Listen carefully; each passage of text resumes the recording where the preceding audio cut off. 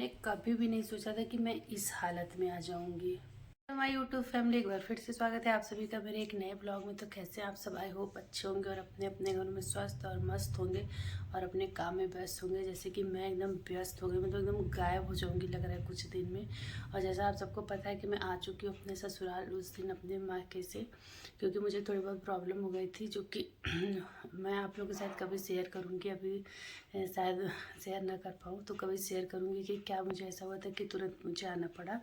अगले दिन वैसे मैं आने वाली थी, लेकिन प्रॉब्लम इतनी ज़्यादा हो गई कि लगा कि नहीं अभी जाना ज़रूरी है, नहीं तो क्या पता चीज़ें बिगड़ सकती हैं। और उस दिन जिस दिन मैं आई उस दिन मेरे पतिदेव का बर्थडे था, तो मुझे ऐसा लगा कि मेरी वजह से उनका बर्थडे एकदम ख़राब हो गया।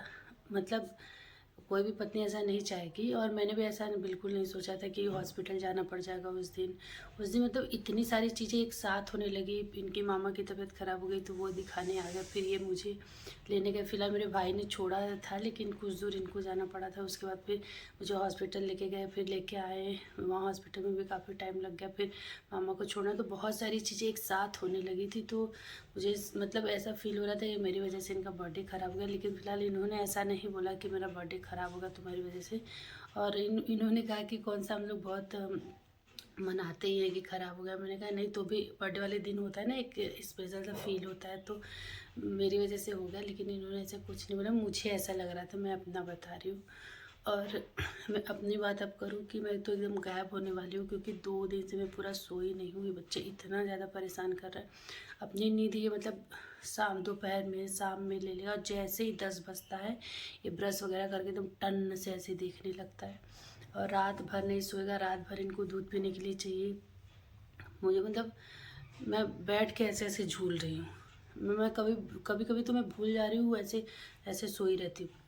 कभी कभी तो मेरे हस्बैंड बोलते हैं कि तुम लेट जाओ, क्यों बैठ के सो रही हो। मतलब मुझे लगता है कि मतलब मैं बैठ के ही सो रही हूँ। इसको कुछ हो रहा है, जैसे कि फीडिंग वगैरह ज़्यादा कर लेता है तो कभी दूध गिराने लगेगा मुँह से, कभी पॉटी करेगा, कभी कुछ करेगा, तो कभी खांसने लगता है। तो मैं मतलब इसको कुछ करने के लिए बैठती हूँ ना, तो मैं भूल जाती हूँ कि अच्छा लेटना है, तो मैं बैठ के ही सो लेती हूँ।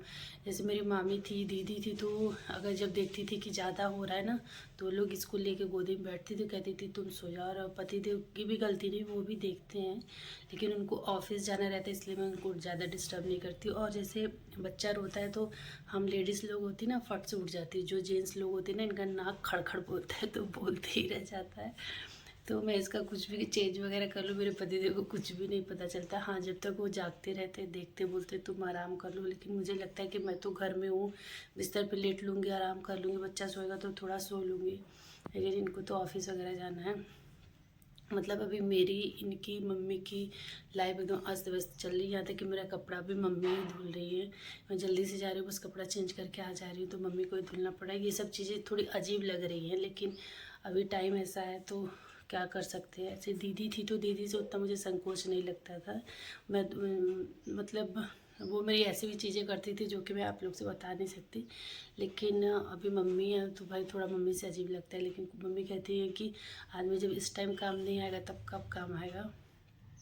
तो मम्मी अभी भी मेरा कपड़ा मम्मी धुल रही है, तो मुझे ये थोड़ा बुरा लग रहा है। मतलब अच्छा नहीं लग रहा है। जैसे मम्मी जो भी हैं तो भाई सास है मम्मी, यही मेरी खुद की मम्मी धुलती तो मुझे उतना वो नहीं लगता, लेकिन मम्मी भाई तो थोड़ा अजीब लग रहा है, लेकिन क्या ही कर सकते हैं।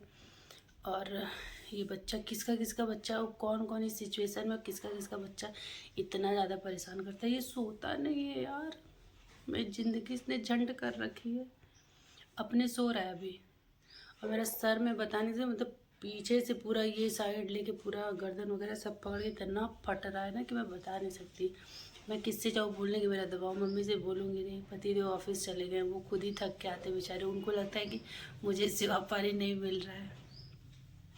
अब मैं क्या करूँ, मेरा एकदम पूरा लग रहा है फट रहा है। तो अभी मैंने तुरंत दवा खाया। मैं कल भी सर दर्द का दवा खाई थी, आज भी खाई हूँ, क्योंकि आराम नहीं मिल रहा है। रात में जैसे बीच बीच में क्या कभी कभी तो मुझे लग रहा है कि पूरी रात में मतलब जागते रहती हूँ। ये क्या करता है ना, जब तक फीड करता है तब तक सही रहता है, जब जैसे ही फीड करना बंद करता है ये चिल्लाना शुरू कर देता है। अभी भी ये जगने वाला है, अभी भी ये जगने वाला है। और जाग जाएगा ना तो मेरी ज़िंदगी अभी ये झंड करेगा। फिर गोदी में सोएगा, बिस्तर पे सोता नहीं है। हमने बहुत मतलब कि थोड़ा सॉफ्ट गद्दा लाया हमने। फिर ये हुआ कि अच्छा और थोड़ी नरम चीज़ें रहे तो क्या पता उसमें सोए, क्योंकि मतलब बच्चे पेट में 9 मंथ रहते हैं तो थोड़ा उन लोग को वैसा हैबिट हो जाता है। तो हम लोग अपनी तरफ से पूरी कोशिश करते हैं। भाई साहब को बिल्कुल डिस्टर्ब नहीं होना चाहिए। अगर हम लोग कुर्सी भी खड़ खुड़ कर देते तो करने लगते हैं। इनकी नींद खराब नहीं होनी चाहिए। माँ भले ही नींद ना लेके प्रभु को प्यारी हो जाए, लेकिन इनकी नींद खराब नहीं होनी चाहिए। तो बच्चे परेशान करते, लेकिन मेरा तो कुछ ज़्यादा ही परेशान कर रहा है ये माई का। मैंने सोचा था कोई माई का लाल मुझे परेशान नहीं कर सकता, लेकिन मेरा ही लाल मुझे परेशान कर रहा है। खैर कोई नहीं, बच्चे हैं तो ये सारी चीज़ें याद करने के लिए होती है। टाइम अभी धृति कैसे करती थी कैसे नहीं, वो सारी चीज़ें तो हम लोग भूल चुके हैं।